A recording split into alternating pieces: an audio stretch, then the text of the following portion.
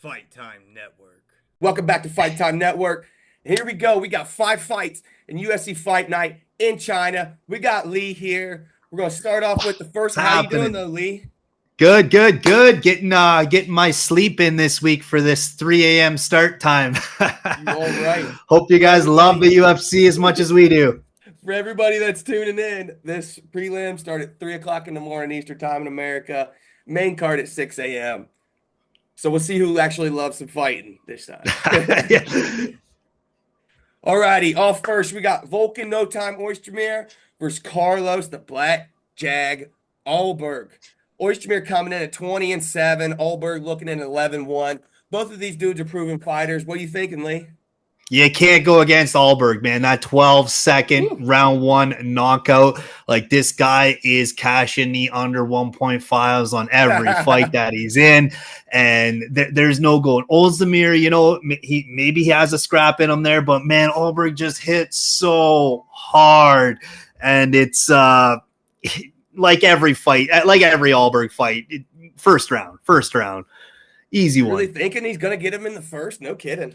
I think he's going to get him in the first because I think he's got everybody else in the first. I mean, although Ozdemir does have notable wins against Johnny Walker and Paul Craig, Alberg's a different animal, man. That guy just will put you out the second he gets close to you. I mean, he's going to end up coming in with a takedown at some point. You think that's going to be really like, you think he's going to be faking the takedown? Because, I mean, Oystermere does have an 80% takedown defense. Like, he's not going to be easy to take down. I mean, Carlos does bring it on the feet, too.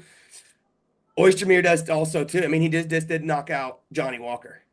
Oh, yeah. But a lot of people have knocked out Johnny Walker, but he's going to have to mind his P's and Q's going in there. If he's going to get that shot in, he's going to have to set it up well. And he's definitely going to have to get inside the head of Alberg. He's going to have to make him think, and he is going to have to be really careful on that break if he does not get that takedown. Because if he gets in, pushes him up to the side, and Alberg gets that little bit of space, that uppercut, that elbow, those hooks he throws, man, they're all bombs. And especially early on in the fight, they'll put your lights out as they have to everybody else's that's come before him. I mean, we'll know pretty quick how this fight's going to end up. Just in the first couple minutes, I really feel like you're going to know. Yeah. If Alberg comes in, they're get stuff down taken. If he stuffs takedown quick, it's going to be a very interesting fight. Yeah. And I mean, Alberg, he's coming out of that city kickboxing too, I believe. You're right. Yeah, I forgot about that. And I mean, those guys they're known to be able to keep it on the feet and keep punching and throwing their feet at you for the duration of all 3 rounds. So, and I don't think Alberg will need any more. We'll need those 3 by any means. Here we go. So I'm going to go with Alberg on this one. Same with you? Yeah. That's what I'm talking about. All right, coming up, second fight of the night, we got Wang, the Joker Kong versus Gabriela Gabby Fernandez. Wang Kong coming in at 6-0, Fernandez coming in at 9-3. Both southpaws here too. Yeah. I got to go with Kong Wang on this one. I mean, 6-0. You watched her in her last fight. That round 1 KO was something else. She's proved in her fight before that when she won the road to the UFC, when she won the contract, that she can grapple too with the mounted guillotine that she landed. I think she's going to be a huge prospect in the division. And this is not a fight that's going to hold her back by any means. I think she's definitely got it. I mean, you look back at Fernandez, she's coming off 2 losses and a split decision win against Carly Judice. So, I mean, and she got outstruck by about 50 strikes and somehow won that. So, yeah, I'd say this is just a pretty quick stepping stone for Kong, truthfully. Yeah. Just kind of seeing where she's at. And I mean, if she gets this win, I see a bright future for her. Especially if it's in highlight fashion like the last 2 have been. She's definitely going to get put on the radar. And, next card that comes around, she's probably going to get a way better name. Perfect. I'm going with Kong on this one. Pretty sure it's one-sided, probably in the odds too. Hard one. Yeah. I haven't gotten that far look at it yet, but ultimately I imagine she's going to be like a 5-1, 6-1 when they do get fully released to all the books. Perfect. Coming up next fight, we got Song the Assassin Kanan versus Muslim King of Kung Fu Salikov. Kanan coming in with a record of 22-8. And Salikov looking at 20-5. Both of these fighters, man, they have a lot of average fight time in the cage. Yeah. I really like Song on this one. He's durable. He's proved to find a way to win fights and decision victories. He's come through well on the last occasion. Is he like 3 in his last 5 or something like that? Yep, he's 4-1, or no, 3 out of his last 5. You're 3-2, yeah. Yeah, and he's got the he definitely has the Doing ability great, to actually. see it through. He's great at feeling out when the fight starts. He's great at making his reads and making the fight work for him. So it's going to be a close contest. I think Solikov may definitely has the potential to out grapple him, but I think Keenan Yeah, Song is going to find a way to mitigate that. Ultimately, land more strikes, and I probably can see this one going the distance. I'll agree with you on that. I mean, their striking's about the same, both of them, except for somehow Kanan. He just must come in more, man. He's absorbed some strikes per minute. That's for darn sure. It's almost double. Yeah, yeah, the guy can take a punch. That's for sure.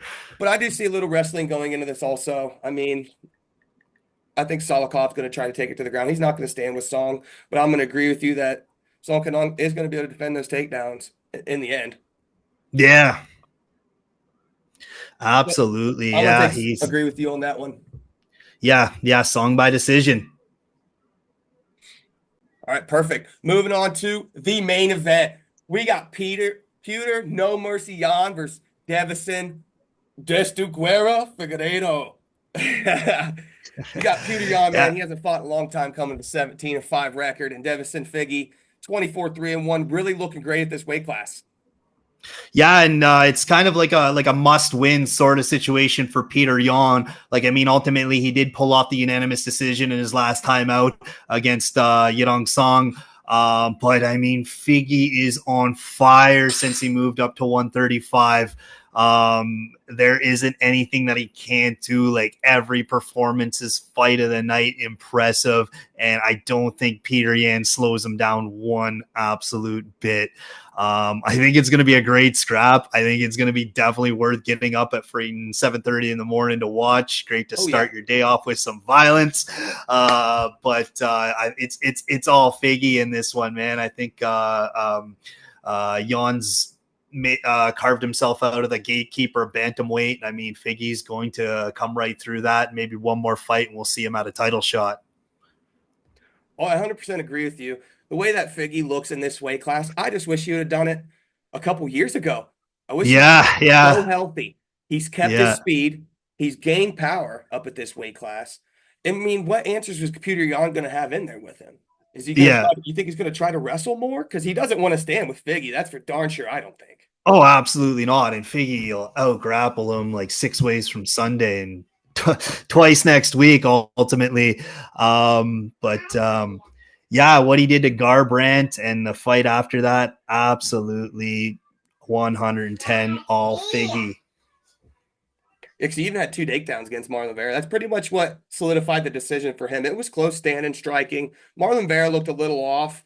So, I mean, you run that back again, it may come out a little different, but the way Figgy's just fighting, it's just, I don't see Purion having any type of answer for what Figgy's going to want to do. I feel like Figgy's going to keep his own pace. Purion's not going to be able to start cutting him off. He's not going to be wanting to cut off Figueiredo.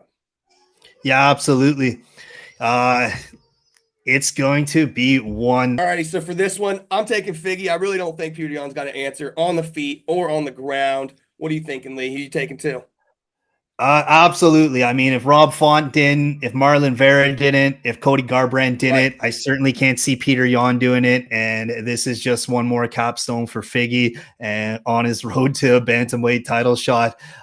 Him and Rob would be freaking a phenomenal. Like, I mean, if you love grappling in any form, shape, or fashion, even if you don't, that is an exciting fight as far as a grappler's perspective. Like, that's real cardio MMA grappling, just going at it, just two like two bulldozers, just both at 135. It'll be something to see. I'm excited to see Figgy get the win, and yeah, maybe he moves on to Marab. That'd be something. Alrighty, perfect. Well, that wraps up for UFC Fight Night in China this upcoming weekend. Make sure you tune in next week. See y'all next time. Checked out. Fight Time Network.